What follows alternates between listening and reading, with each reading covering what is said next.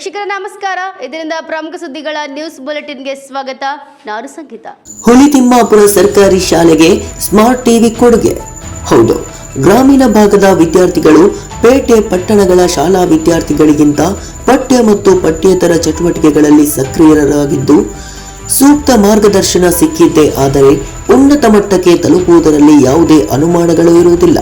ದಾನಿಗಳು ಗ್ರಾಮೀಣ ಭಾಗದ ಶಾಲೆಗಳಿಗೆ ತಮ್ಮ ಕೈಲಾದ ಮಟ್ಟಿನ ಕಲಿಕಾ ಸಾಮಗ್ರಿಗಳ ಕೊಡುಗೆಗಳನ್ನು ನೀಡಿ ಪ್ರೋತ್ಸಾಹ ನೀಡಬೇಕು ಎಂದು ಶ್ರೀ ಸೂರ್ಯನಾರಾಯಣ ಸಾಮಾಜಿಕ ಸೇವಾ ಸಮಿತಿಯ ಅಧ್ಯಕ್ಷರಾದ ಕವಿತಾರವರು ಹೇಳಿದರು. ಬೀರೂರು ಶೈಕ್ಷಣಿಕ ವಲಯದ ಶಂಕರಘಟ್ಟ ಹುಲಿತಿಮ್ಮಾಪುರ ಸರ್ಕಾರಿ ಹಿರಿಯ ಪ್ರಾಥಮಿಕ ಪಾಠಶಾಲೆಯಲ್ಲಿ ಸ್ಮಾರ್ಟ್ ಕ್ಲಾಸ್ಗಳನ್ನು ನಡೆಸಲು ಶ್ರೀ ಸೂರ್ಯನಾರಾಯಣ ಸಾಮಾಜಿಕ ಸೇವಾ ಸಮಿತಿ ಲಕ್ಕೇನಹಳ್ಳಿ ಇವರ ವತಿಯಿಂದ ಶಾಲೆಗೆ ಸ್ಮಾರ್ಟ್ ಟಿವಿ ಮತ್ತು ಇನ್ನಿತರೆ ಅಗತ್ಯ ಸಲಕರಣೆಗಳನ್ನು ಶಾಲಾ ಮುಖ್ಯ ಶಿಕ್ಷಕರಾದ ಸಿ ಕೃಷ್ಣಮೂರ್ತಿಯವರಿಗೆ ಹಸ್ತಾಂತರಿಸಿ ಮಾತನಾಡಿದ ಅವರು, ತಾವು ಸಹ ಗ್ರಾಮೀಣ ಪ್ರದೇಶದ ಕನ್ನಡ ಮಾಧ್ಯಮ ಶಾಲೆಗಳಲ್ಲೇ ವಿದ್ಯಾಭ್ಯಾಸ ಮಾಡಿದವರಾಗಿದ್ದು, ಗ್ರಾಮೀಣ ಭಾಗದ ಮಕ್ಕಳು ಪ್ರಾಥಮಿಕ ಶಾಲಾ ಅವಧಿಯಿಂದಲೇ ಕನ್ನಡದ ಜೊತೆಗೆ ಆಂಗ್ಲ ಭಾಷಾ ಜ್ಞಾನ ಹೊಂದಿದ್ದರೆ ಮುಂದೆ ಇಂಜಿನಿಯರಿಂಗ್ ಹಾಗೂ ವೈದ್ಯಕೀಯ ಮತ್ತು ಇನ್ನಿತರೆ ಕಲಿಕಾ ಹಂತದಲ್ಲಿ ಸುಲಭವಾಗಿ ಗುರಿ ತಲುಪಬಹುದು ಎಂದು ತಿಳಿಸಿದರು. ಈ ಸಂದರ್ಭದಲ್ಲಿ Lingadahalli cluster C RP Archana ಮತ್ತು ಗುರುಪ್ರಸಾದ್ ಹಾಗೂ ವಿವಿಧ ಶಾಲೆಗಳ ಮುಖ್ಯ ಶಿಕ್ಷಕರುಗಳು, ಶ್ರೀ ಸೂರ್ಯನಾರಾಯಣ ಸಾಮಾಜಿಕ ಸೇವಾ ಸಮಿತಿಯ ಅಧ್ಯಕ್ಷೆ ಕವಿತಾ, ಕಾರ್ಯದರ್ಶಿ ಮಂಜುನಾಥ, ಉಪ ಕಾರ್ಯದರ್ಶಿ ರಾಹುಲ್ ನಾಯಕ್, ಸದಸ್ಯ ತಂಗರಾಜ್, ಶಾಲಾ ಅಭಿವೃದ್ಧಿ ಸಮಿತಿಯ ಪದಾಧಿಕಾರಿಗಳು, ಪೋಷಕ ವರ್ಗದವರು ಹಾಜರಿದ್ದರು. ಪ್ರದೀಪ್ ಹೆಚ್ಚಿ, NKST4 ನ್ಯೂಸ್, ತರೀಕೆರೆ. ನಂದಿಬಟ್ಟಲು ಗ್ರಾಮ ಪಂಚಾಯಿತಿಯ ಗ್ರಾಮ ಸಭೆ. ಹೌದು, ಚಿಕ್ಕಮಗಳೂರು ಜಿಲ್ಲೆ ತರೀಕೆರೆ ತಾಲೂಕಿನ ನಂದಿಬಟ್ಟಲು ಗ್ರಾಮ ಪಂಚಾಯಿತಿ ವ್ಯಾಪ್ತಿಯ ಗ್ರಾಮ ಸಭೆಯನ್ನು ಕೆಲ ದಿನಗಳ ಹಿಂದೆ ಆಯೋಜಿಸಲಾಗಿತ್ತಾದರೂ ಅಂದು ನಡೆಯಬೇಕಿದ್ದ ಗ್ರಾಮ ಸಭೆಗೆ ವಿವಿಧ ಇಲಾಖೆಗಳ ಅಧಿಕಾರಿಗಳು ಗೈರು ಹಾಜರಾಗಿದ್ದ ಕಾರಣ ಆ ಸಭೆಯನ್ನು ಮುಂದೂಡಿ ಗ್ರಾಮ ಪಂಚಾಯಿತಿ ವತಿಯಿಂದ ಸಂಬಂಧಪಟ್ಟ ಎಲ್ಲ ಇಲಾಖೆ ಅಧಿಕಾರಿಗಳಿಗೆ ಮತ್ತೊಮ್ಮೆ ಸುತ್ತೋಲೆಗಳನ್ನು ಕಳುಹಿಸಿದ್ದರಿಂದ ಈ ದಿನ ನಡೆಯುತ್ತಿರುವ ಗ್ರಾಮ ಸಭೆಗೆ ಕೃಷಿ, ತೋಟಗಾರಿಕೆ, ಅರಣ್ಯ, ಪಶುವೈದ್ಯ, ಆರೋಗ್ಯ, ಕಂದಾಯ, ಮಹಿಳಾ ಮತ್ತು ಮಕ್ಕಳ ಇಲಾಖೆಯು ಸೇರಿದಂತೆ ಸಂಬಂಧಪಟ್ಟ ಇಲಾಖೆಯ ಅಧಿಕಾರಿಗಳೆಲ್ಲರೂ ಹಾಜರಾಗಿರುವುದು ಶುಭ ಸೂಚನೆಯಾಗಿದ್ದು, ಗ್ರಾಮಸ್ಥರು ಮತ್ತು ರೈತರುಗಳಿಗೆ ಆಯಾ ಇಲಾಖೆಗಳ ಸಮಗ್ರ ಮಾಹಿತಿಗಳನ್ನು ನೀಡಬೇಕು ಎಂದು ಗ್ರಾಮ ಪಂಚಾಯಿತಿ ಅಧ್ಯಕ್ಷ ಎ ಅಬೂಬಕರ್ ಕುಟ್ಟಿ ಹೇಳಿದರು.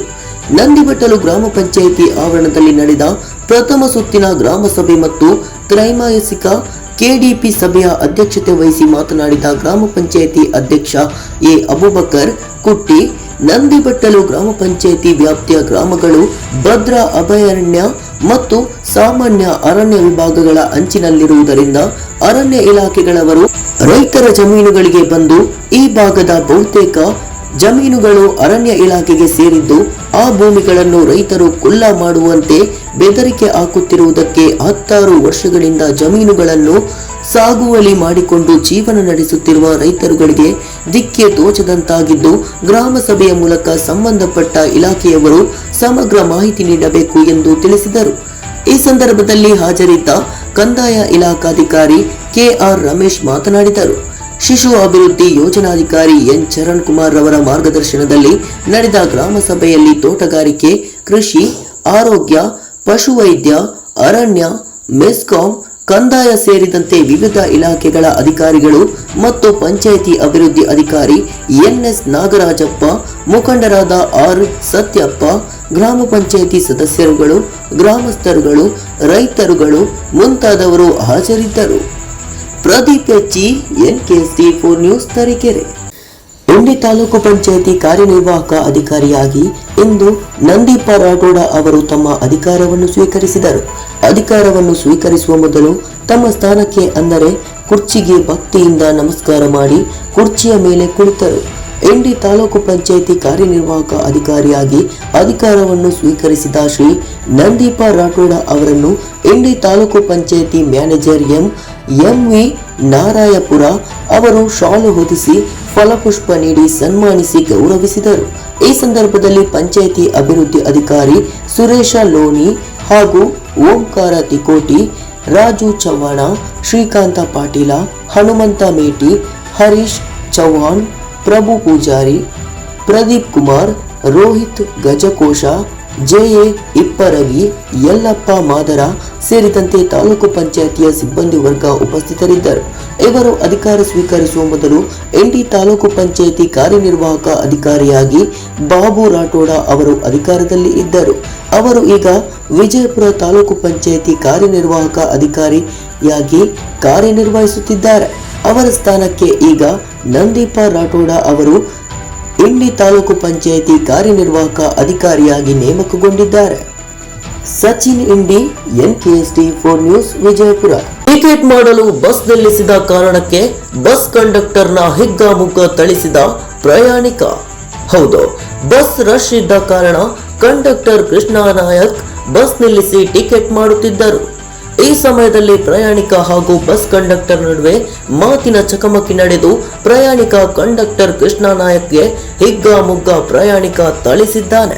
ಹೌದು, ಶಿರಹಟ್ಟಿಯಿಂದ ಲಕ್ಷ್ಮೇಶ್ವರಕ್ಕೆ ತಲುಪುವ ಬಸ್ನಲ್ಲಿ ಇಂತಹದೊಂದು ಘಟನೆ ನಡೆದಿದೆ. ಗದಗ ಜಿಲ್ಲೆಯ ಶಿರಹಟ್ಟಿ ಪಟ್ಟಣದಲ್ಲಿ ಕೆಎಸ್ಆರ್ಟಿಸಿ ಬಸ್ ಕಂಡಕ್ಟರ್ ಹಾಗೂ ಪ್ಯಾಸೆಂಜರ್ ನಡುವೆ ಭಾರೀ ಮಾರಾಮಾರಿ ನಡೆದಿದೆ.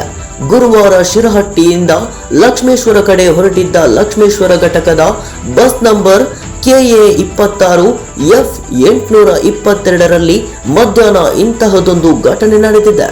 ಘಟನೆಯಲ್ಲಿ ಕಂಡಕ್ಟರ್ ಕೃಷ್ಣ ನಾಯಕ್ ಅವರಿಗೆ ತಲೆ, ಕುತ್ತಿಗೆ ಹಾಗೂ ಎದೆ ಭಾಗಕ್ಕೆ ಗಂಭೀರ ಗಾಯಗಳಾಗಿದೆ.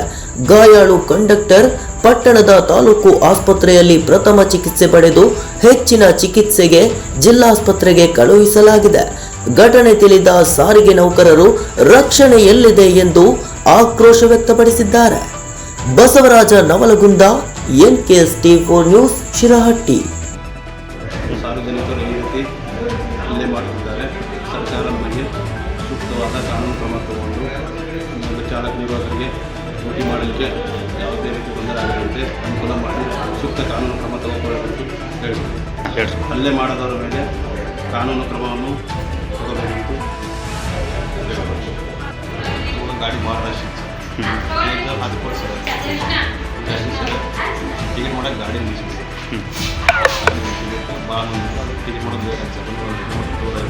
ಟಿಕೆಟ್ ಮಾಡೋದು ಪ್ಯಾಸೆಂಜರ್ ಅವರು ಸ್ವಲ್ಪ ಎಣ್ಣೆ ಹೊಡೆದಿರೋರು ಕಿರಿಕ್ ಮಾಡಿ ಆಯ್ತು 2 ನಿಮಿಷ ಆದ ಟಿಕೆಟ್ ಅಂತ ಮಾಡಿರುತ್ತೆ. ಎದ್ದು ಬಂದು ಗಲಾಟೆ ಮಾಡಿ ತಯಾರು ಮಾಡಿ 3 ಮಂದಿ ಹೊಡೆದಾರ ಸಲ ಹೊಡೆದ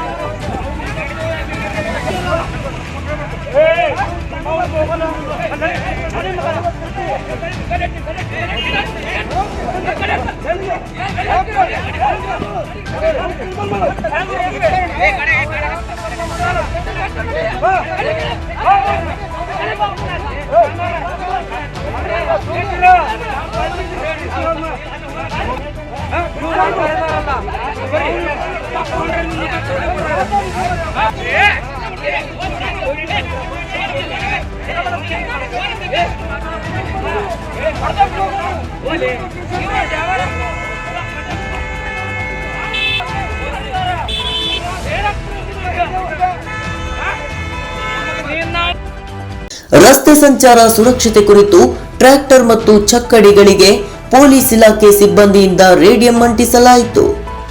ರಾತ್ರಿ ಹೊತ್ತು ಅಪಘಾತ ಸಂಭವಿಸದಂತೆ ಅರಿವು ಮೂಡಿಸಿದ ಪೊಲೀಸ್ ಇಲಾಖೆ ಸಿಬ್ಬಂದಿ. ಹೌದು, ಶಿರಹಟ್ಟಿ ಪಟ್ಟಣ ಪೊಲೀಸ್ ಇಲಾಖೆ ಸಿಬ್ಬಂದಿ ರಾತ್ರಿ ಹೊತ್ತು ಪ್ರಯಾಣ ಮಾಡುವಾಗ ಯಾವುದೇ ತರಹ ಅಪಘಾತ ಸಂಭವಿಸದಂತೆ ಎತ್ತು ಚಕ್ಕಡಿ ಟ್ರ್ಯಾಕ್ಟರ್ ಹಾಗೂ ವಾಹನ ಸವಾರರಿಗೆ ರೇಡಿಯಂಗಳನ್ನು ಅಳವಡಿಸುವುದರ ಮೂಲಕ ಯಾವುದೇ ತರಹ ಅಪಘಾತ ಸಂಭವಿಸದಂತೆ ರಸ್ತೆ ಸುರಕ್ಷತೆ ಬಗ್ಗೆ ಅರಿವು ಮೂಡಿಸಿದ್ದಾರೆ. ಈ ಸಂದರ್ಭದಲ್ಲಿ PSI Shekhar Kadabina, PC Manju Mulagund, PC Lokesh Lambani, PC Mallikarjun ಉಪಸ್ಥಿತರಿದ್ದರು. Basavaraj Navalagund, NKST4 news, Shirahatti. ಪ್ರೌಢಶಾಲಾ ಶಿಕ್ಷಕರು ಹೊಸತನಕ್ಕೆ ಹೊಂದಿಕೊಂಡು ತಮ್ಮ ಬೋಧನಾ ಕೌಶಲ್ಯಗಳನ್ನು ಅಳವಡಿಸಿಕೊಂಡಾಗ ಮಾತ್ರ ಉತ್ತಮ ಫಲಿತಾಂಶ ಕಾಣಲು ಸಾಧ್ಯ. ಗೋವಿಂದಪ್ಪ ಅಭಿಮತ.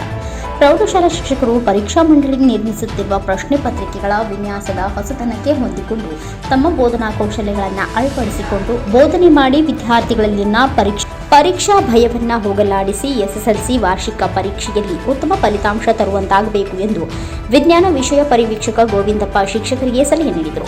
ಇವರು ನಗರದ ಹೆಗ್ಗೆರೆ ತಾಯಮ್ಮ ಬಾಲಕಿಯರ ಪ್ರೌಢಶಾಲಾ ಆವರಣದಲ್ಲಿ ತಾಲೂಕಾ ಮಟ್ಟದ ಗಣಿತ ಮತ್ತು ವಿಜ್ಞಾನ ವಿಷಯಗಳ ಪ್ರೌಢಶಾಲಾ ಶಿಕ್ಷಕರಿಗೆ ಪ್ರಶ್ನೆ ಪತ್ರಿಕೆ ತಯಾರಿಕೆಯ ಕಾರ್ಯಾಗಾರವನ್ನು ಉದ್ಘಾಟಿಸಿ ಮಾತನಾಡಿದ ಅವರು, ಶಿಕ್ಷಕರು ಪ್ರಶ್ನೆ ಪತ್ರಿಕೆಯನ್ನು ತಯಾರಿಸುವ ಮುನ್ನ ವಿಷಯದ ನೀಲಿ ನಕ್ಷೆಯನ್ನು ತಯಾರಿಸಿಕೊಂಡು ವಿದ್ಯಾರ್ಥಿ ಸ್ನೇಹಿ ಹಾಗೂ ಗುಣಾತ್ಮಕತೆ ಹೊಂದಿರುವ ಪ್ರಶ್ನೆ ಪತ್ರಿಕೆಯನ್ನು ತಯಾರಿಸಿದಾಗ ಶಿಕ್ಷಕರ ಬೋಧನಾ ಗುಣಮಟ್ಟ ಹಾಗೂ ವಿದ್ಯಾರ್ಥಿಗಳ ವಿದ್ಯಾಭ್ಯಾಸದ ಆಳವನ್ನು ಅಳೆಯಲು ಸಹಕಾರಿಯಾಗುತ್ತದೆ. ಕೇಂದ್ರ ಸರ್ಕಾರ CBSE ಪಠ್ಯಕ್ರಮದಲ್ಲಿ ಪ್ರಶ್ನೆ ಪತ್ರಿಕೆಗಳನ್ನು ತಯಾರಿಸುವ ಶಿಕ್ಷಕರಿಗೆ ಶ್ರೇಣಿಯನ್ನು ನೀಡುತ್ತಿರುವುದರಿಂದ ಶಿಕ್ಷಕರು ಉತ್ತಮ ಗುಣಮಟ್ಟದ ಹಾಗೂ ಪ್ರಬುದ್ಧವಾದ ಪ್ರಶ್ನೆ ಪತ್ರಿಕೆಗಳನ್ನು ತಯಾರು ಮಾಡುತ್ತಿದ್ದಾರೆ. ಇಂತಹ ಹಲವು ಬದಲಾವಣೆಗಳು ಶೈಕ್ಷಣಿಕ ಕ್ಷೇತ್ರದಲ್ಲಿ ಕಾಣುತ್ತಿರುವುದರಿಂದ ಶಿಕ್ಷಕರು ಹೊಸ ಪದ್ಧತಿಗಳಿಗೆ ಬದಲಾಗುವುದು ಅನಿವಾರ್ಯತೆಯಾಗಿದೆ. ಶಿಕ್ಷಕರು ಮುಂದಿನ ದಿನಗಳಲ್ಲಿ ವಿದ್ಯಾರ್ಥಿ ಸ್ನೇಹಿಯಾದ ಪ್ರಶ್ನೆ ಪತ್ರಿಕೆಗಳನ್ನು ತಯಾರಿಸುತ್ತಾ ಹೆಚ್ಚಿನ ಗಮನ ನೀಡಬೇಕು ಎಂದು ತಿಳಿಸಿದರು. ಕಾರ್ಯಾಗಾರದಲ್ಲಿ ಶಿಕ್ಷಕರು SSLC ಪರೀಕ್ಷೆಗಾಗಿ ಪ್ರಶ್ನೆ ಪತ್ರಿಕೆ ತಯಾರಿಸುವ ಕುರಿತು ತಮ್ಮ ಅಭಿಪ್ರಾಯಗಳನ್ನು ಮಂಡಿಸಿದರು ಹಾಗೂ ಪ್ರಶ್ನೆ ಪತ್ರಿಕೆ ತಯಾರಿಸುವಾಗ ಉಂಟಾಗುವ ಗೊಂದಲಗಳ ಕುರಿತು ವಿಷಯ ತಜ್ಞರು ಹಾಗೂ ಸಂಪನ್ಮೂಲ ವ್ಯಕ್ತಿಗಳೊಂದಿಗೆ ಚರ್ಚೆ ನಡೆಸಿದರು. ಕಾರ್ಯಕ್ರಮದಲ್ಲಿ ಶಾಲೆಯ ಮುಖ್ಯ ಶಿಕ್ಷಕ ವೀರಣ್ಣ, ತಾಲೂಕು ಪ್ರೌಢಶಾಲಾ ಶಿಕ್ಷಕರ ಸಂಘದ ಅಧ್ಯಕ್ಷ GT ಶ್ರೀನಿವಾಸ್, ರಾಜ್ಯ ಪರಿಷತ್ ಸದಸ್ಯ ನಾಗರಾಜ್, ಶಿಕ್ಷಣ ಸಂಯೋಜಕ ತಿಪ್ಪೇಸ್ವಾಮಿ, ವಿಜ್ಞಾನ ಶಿಕ್ಷಣ ಕ್ಲಬ್ ಬಸವರಾಜ್, ಸಂಪನ್ಮೂಲ ವ್ಯಕ್ತಿ ವೀರಣ್ಣ ಸೇರಿದಂತೆ ವಿವಿಧ ಶಾಲೆಗಳ ಗಣಿತ ಮತ್ತು ವಿಜ್ಞಾನ ವಿಷಯಗಳ ಶಿಕ್ಷಕರು ಉಪಸ್ಥಿತರಿದ್ದರು. Mounesh Achar, NKST4 news, Challakere. ಕಾಲೇಜಿನಲ್ಲಿ ಒತ್ತಡ ಇಲ್ಲ, ಇತ್ಲಾಗೆ ಪ್ರೈಮರಿಯಲ್ಲಿ ಒತ್ತಡ ಇಲ್ಲ. ಕಾಲೇಜಿನಲ್ಲಿ ಒಂದು 10-4 ಗಂಟೆ ಅವ್ರು ಇರ್ಸೋದೇ ಒಂದು ದೊಡ್ಡ ಸವಾಲಾಗಿದೆ. ಪ್ರೈಮರಿ ಅಷ್ಟೇನೆ ಒಂದು ಸವಾಲು. ಆದರೆ ನಮ್ಮ ಶಿಕ್ಷಕರು ಏನು ಹೈಸ್ಕೂಲಲ್ಲಿ ಕೆಲಸ ಮಾಡುವಂಥ ಶಿಕ್ಷಕರು ಬಹಳಷ್ಟು ಜನ ನಾನು ಕೇಳಿರೋದಂಗೆ, ಯಾಕಂದ್ರೆ ನಾವು ಹೈಸ್ಕೂಲ್ ಟೀಚರ್ಸ್ ಆಗಿ ನಾವು ಕೆಲಸಕ್ಕೆ ಬಂದು ಅನ್ನೋ ಒಂದು ಪರಿಸ್ಥಿತಿ ಒಂದಿತ್ತು. ಆದರೆ ಈಗ ನಮ್ಮ ಗೋವಿಂದಪ್ಪ ಸರ್ ಎಲ್ಲ ಅವರು ಶಿಕ್ಷಕರ, ಸಹ ಶಿಕ್ಷಕರಾಗಿ, ಮುಖ್ಯೋಪಾಧ್ಯಾಯರಾಗಿ, ಡೈರೆಕ್ಟರ್ ಎಲ್ಲ ಕೆಲಸ ಮಾಡಿದ್ದಾರೆ. ಆದರೆ ಅವ್ರು ಬಂದಾಗ ಒಂದಿಷ್ಟು ನಾವೇನಾದ್ರೂ ರಿವ್ಯೂ ಮೀಟಿಂಗ್ ಅಲ್ಲಿ ನೋಡಿದಾಗ ಏನ್ ಇಂಪಾರ್ಟೆಂಟ್ ಬೇಕೋ ದಾಖಲೆಗಳು ಅಷ್ಟು ಮಾತ್ರ ಆಗ್ತಾ ಇದ್ರು. ಆದ್ರೂ ನಮ್ಮ ಬೇರೆ ಬೇರೆ ಅಧಿಕಾರಿಗಳು ನಾವೆಲ್ಲ ನಾವು ಸುಮಾರು ಸಾರಿ ಸಂಘದ ಮುಖಾಂತರ ರಿಕ್ವೆಸ್ಟ್ ಮಾಡ್ಕೊಂಡಿದ್ವಿ. ಒಬ್ಬೊಬ್ರು ಬಂದಾಗ ಒಬ್ಬೊಬ್ರು ಒಂದೊಂದು ದಾಖಲೆಗಳನ್ನ ಕೇಳ್ತಾ ಇದಾರೆ. ಆದ್ರೆ ಈಗ ನಮ್ಮ ಗೋವಿಂದಪ್ಪ ಸರ್ ಅವರು ಪಾಪ ಸ್ಪೆಸಿಫಿಕ್ ಆಗಿ ಇಂಥವೇ ದಾಖಲೆ ಅಷ್ಟೇ ಕೇಳ್ತಾರೆ, ಏನ್ ಬೇಕು ಅಷ್ಟೇ ಕೇಳ್ತಾ ಇದ್ರು. ಅವೆಲ್ಲವನ್ನ ಅರ್ಥ ಮಾಡ್ಕೊಂಡಿದ್ರಂತ ಅವರಲ್ಲಿ ನಾವೊಂದು ವಿಷಯ ಹೇಳ್ತಾ ಏನಂತಂದ್ರೆ, ಈಗ ನೋಡಿ ನಾವು ಸ್ಪೆಷಲ್ ಕ್ಲಾಸ್ ಮಾಡ್ತಾ ಇದೀವಿ, ಗ್ರೂಪ್ ಸ್ಟಡಿ ಮಾಡ್ತಾ ಇದೀವಿ. ಇನ್ನ ಕೆಲವು ಟೀಚರ್ಸ್ ಭಾನುವಾರ ಕಾಣ್ತಿದ್ದಾರೆ, ಶನಿವಾರ ಫುಲ್ ಕ್ಲಾಸ್, ಭಾನುವಾರ ಕಾಣ್ತಾ ಇದ್ದಾರೆ. ಈಗ ಯಾವ ಒತ್ತಡಗಳು ಬೇರೆ ಶಿಕ್ಷಕರಿಗೆ, ಪ್ರೈಮರಿಗೆ, ಕಾಲೇಜರಿಗೆ ಎಲ್ಲೂ ಇಲ್ಲ. ಅದು ಮತ್ತೆ ಎಲ್ಲ ನೋಡಿ ರಿವ್ಯೂ ಮೀಟಿಂಗು, ಕಾರ್ಯಾಗಾರ, ಇನ್ನೊಂದು ಮತ್ತೆ ಭೇಟಿಗಳು ಎಲ್ಲ ನಮ್ಮ ಹೈಸ್ಕೂಲ್ಗೆ ಬರ್ತೀವಿ. ರಿಸಲ್ಟ್ ಓದ್ತಾರ ಅಂತೇಳಿ. ಆದ್ರೆ ನಾವು ಅವರಲ್ಲಿ ಕೇಳ್ಕೊಳ್ಳೋದು ಏನಪ್ಪಾ ಅಂತಂದ್ರೆ, ಏನು ನಮ್ಗೆ ಎಷ್ಟು ಒಂದು ಒತ್ತಡವನ್ನ, ಎಫರ್ಟ್ ಅನ್ನ, ಭೇಟಿಯನ್ನ ಕೊಡ್ತಾ ಇದ್ರು ಆ ಕೆಲಸ ಪ್ರೈಮರಿಯಲ್ಲೂ. ಆದ್ರೆ ಈಗ ಅವಾಗ ಏನಾಗ್ತಾ ಇದೆ ಅಂತಂದ್ರೆ, ನಮ್ದೀಗ ಏನಾಗ್ತಾ ಇದೆ, ನಮ್ದು ಬೇಸ್ ಮಟ್ಟ ಇಲ್ಲದೆ RCC ಆಟ ರೀತಿ ಆಗಿದೆ. ಪ್ರೈಮರಿನಲ್ಲಿ ನಮ್ಗೆ ಯಾವುದೇ ಬೇಸಿಕ್ ಬೀಳದೆ, ಅಲ್ಲಿ ಟೀಚರ್ಸ್ ಇಲ್ಲ ಅಂತಲ್ಲ, ಅಲ್ಲಿನೂ ಏನಾಗ್ತಿದೆ ಅಂತ ಅವ್ರಿಗೂ ಕೆಲಸದ ಒಂದು ಈಗ ಎಷ್ಟೋ ನಮ್ಮ ಅಧಿಕಾರಿಗಳು ಹೇಳ್ತಾರೆ, ಅದು ಜೇನು ಕೂಡಪ್ಪ, ಜೇನು ಕೂಡ ನಾವು ಕೈ ಹಾಕಕ್ಕಾಗಲ್ಲ ಅಂತ. ಹಾಗಾಗಿ ನಾವೆಲ್ಲ ಸಾಧು ಅನ್ನಂಗೆ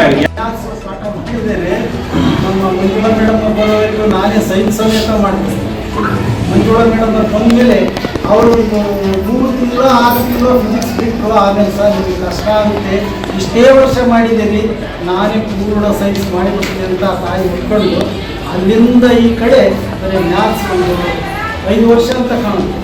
5 ವರ್ಷಗಳ ಕಾಲ ಬರೀ ಮ್ಯಾಥ್ಸ್ ಮಾಡಿದೆ, ಅವನಿಗೆ 2 ಸಾರಿ ರಿಜೆಕ್ಟ್ ಮಾಡಿದ್ದೆ ಹೆಡ್ ಮಾಸ್ಟರ್ಗೆ ಬೇಡ ಅವನು. 3ನೇ ಸಾರಿ ಸ್ನೇಹಿತರು ಎದುರಿಸ್ಬಿಟ್ಟು ನನಗೆ ಹೆಡ್ ಮಾಸ್ಟರ್ ನಿನಗೆ ಬರೋದೇ ಬೇಕಾಗುತ್ತೆ, ನನಗೆ ಪಾಠ ಮಾಡಬೇಕು ಅನ್ನೋ ಇನ್ನೂ ಪಾಠ ಸಿಗೋದೇ ಇಲ್ಲ. ಎಲ್ಲ ಟೀಚರ್ಸು ಸರ್ ನಂದು ಬಿಡಲ್ಲ ಕ್ಲಾಸ್ ಎಂಗೇಜ್ ಆಗಿರ್ತವೆ. ಜೊತೆಗೆ ಈ ಶಾಲೆಯಲ್ಲಿ ಪಾಠ ಮಾಡೋಕ್ಕೆ ಕೈಗೆ ಸಿಗಲ್ಲ. ನನಗೆ ಈ ಅಟೆಸ್ಟೆಡ್ ಇರೋದಾರಲ್ಲ, ನಾನು ಈಗ ನೆಜಿನಲ್ಲಿ ಸುಮಾರು ಜನ ಆ ಬ್ಯಾಂಕ್ನವರು ಇಲ್ಲಿಗೆ ಕಳ್ಸ. ನಮ್ಮ ಟ್ರೆಜರಿ ಆಫೀಸರ್ ಒಂದು ಭಾಳ ಆತ್ಮೀಯರಾಗಿರ್ತದೆ ನಾವು ಆಫೀಸರು, ಇಲ್ಲೇ ಪಕ್ಕ ನನ್ನ ಫ್ರೆಂಡ್ ಅದ ಹೋಗ್ರಿ ಯಾವನ್ನ ಅಟೆಸ್ಟೆಡ್ ಇರಲಿ. ಹಳೇ ಪದ್ಧತಿಯನ್ನೇ ಅನುಸರಿಸಿಕೊಂಡು, ಹಳೇ ಬೋಧನಾ ಪದ್ಧತಿಯನ್ನೇ ಅನುಸರಿಸಿಕೊಂಡು learning methods, teaching methods, innovative activities, CCE ಪ್ರಕಾರ ಚಟುವಟಿಕೆ ಆಧಾರಿತ ಬೋಧನೆ ಇತ್ಯಾದಿಗಳನ್ನು ಅಳವಡಿಸಿಕೊಂಡೇ ನಾವು ಇವತ್ತಿನ ದಿನಗಳಲ್ಲಿ ಪಾಠವನ್ನು ಬೋಧಿಸಬೇಕಾಗಿದ್ದ. ಈ ನಿಟ್ಟಿನಲ್ಲೇ ಇವತ್ತಿನ ಕಳೆದ ವರ್ಷದಿಂದ ಮತ್ತು ಮುಂದಿನ ವರ್ಷಗಳಲ್ಲಿ ಬರುವಂಥ ಪ್ರಶ್ನೆ ಪತ್ರಿಕೆಗಳು ಅದರ ಅಡಿಪಾಯದ ಮೇಲಿರುತ್ತವೆ ಅನ್ನೋದನ್ನು ನಾವು ಯಾರೂ ಮರಿಬಾರ್ದಾಗಿದೆ.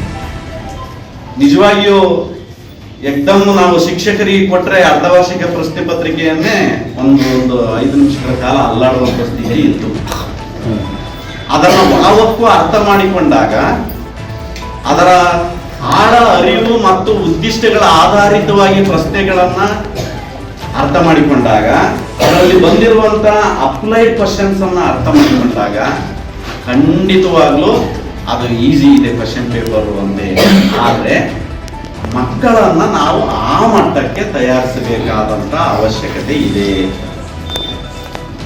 ಈಗ ಏನೆಲ್ಲ ಬದಲಾವಣೆಗಳಾಗಿದಾವಲ್ಲ, ಆ ಬದಲಾವಣೆಗಳು ಏನಿದಾವೆ ಅವನ್ನೆಲ್ಲ ನಾವು ಹೊಂದಾಣಿಕೆ ಮಾಡ್ಕೋಬೇಕಾಗಿದೆ.